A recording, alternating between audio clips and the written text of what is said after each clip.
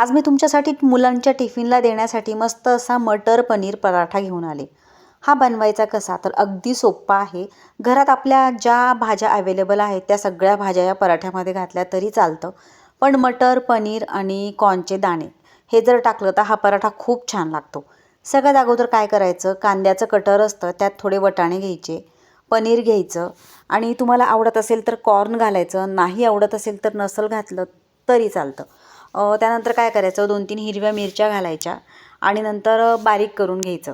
थोडं घरमरीतच बारीक करायचं. तुमच्याकडे कांद्याचं कटर नसेल तर तुम्ही मिक्सरमध्ये जरी बारीक केलं तरी चालेल. पण लक्षात ठेवा की थोडं घरमरीत बारीक करायचं आपल्याला. तुम्हाला जर आवडत असेल तर तुम्ही यात कोथिंबीर घातली तरी चालेल. त्यानंतर हे घरमरीत बारीक करून घ्यायचं.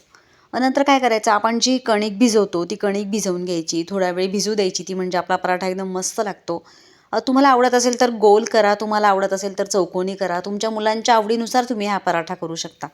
त्यानंतर हे सगळं आपण जे कटरमध्ये बारीक केलेलं ते तव्यावर परतून घ्यायचं. काय करायचं, आपण तव्यावर किंवा कढईत थोडं तूप किंवा बटर घालायचं, त्यामुळे याची चव अजून छान लागते. मी थोडं तूप घातलं. त्यानंतर आपण हे बारीक केलेलं सगळं तव्यावर घालायचं. तुमच्या आवडीनुसार यात तुम्ही मॅगी मसाला घातला तरी चालेल, ओरिगॅनो घातलं तरी चालेल.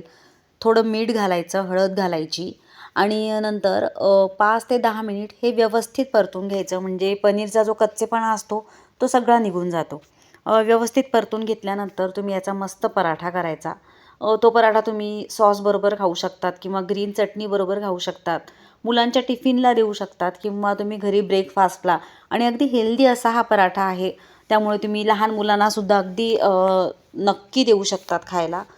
काय करायचं, ही पराठाची पोळी फक्त लाटताना लक्षात असू द्यायचं की थोडी जाडसर लाटायची, म्हणजे आपल्या पराठ्याला छान लेअर येतात आणि एकदम मस्त मऊ खुसखुशीत होतो. नक्की तुम्ही ट्राय करून बघा हा पराठा, आणि तुम्हाला जर आवडला तर माझ्या रेसिपी अकाउंटला तुम्ही बाकीच्या रेसिपीजसुद्धा बघू शकतात. मुलांच्या टिफिनला देण्यासाठी अगदी हेल्दी रेसिपीज आणि आपल्या ब्रेकफास्टच्यासुद्धा सगळ्या रेसिपीज मी माझ्या अकाउंटला पोस्ट केल्या आहे. त्यामुळे तुम्ही जर रेसिपी आवडल्या तर सबस्क्राईब करायला अगदी नक्की विसरू नका. आणि अशा छान रेसिपीज बघण्यासाठी माझे इंस्टाग्रामलासुद्धा recipes by Anita account follow करायलासुद्धा अगदी नक्की विसरू नका. मी 100% प्रयत्न करेल की तुमच्यासाठी छान छान रेसिपीज आणि इझी रेसिपीज बनवण्याचा आणि तुम्हाला दाखवण्याचा नक्की प्रयत्न करेल. आणि हो, तुम्ही माझ्या इंस्टाग्रामच्या अकाउंटला आणि यूट्यूबलासुद्धा खूप छान प्रतिसाद दिला, त्याबद्दल तुमचे खूप खूप मनापासून आभार. नक्की ह्या सगळ्या रेसिपीज तुम्ही ट्राय करून बघा आणि please please please like, share, subscribe, follow करायचे अगदी नक्की विसरू नका. लवकरच भेटू आपण अशा छान रेसिपीज घेऊन. बाय.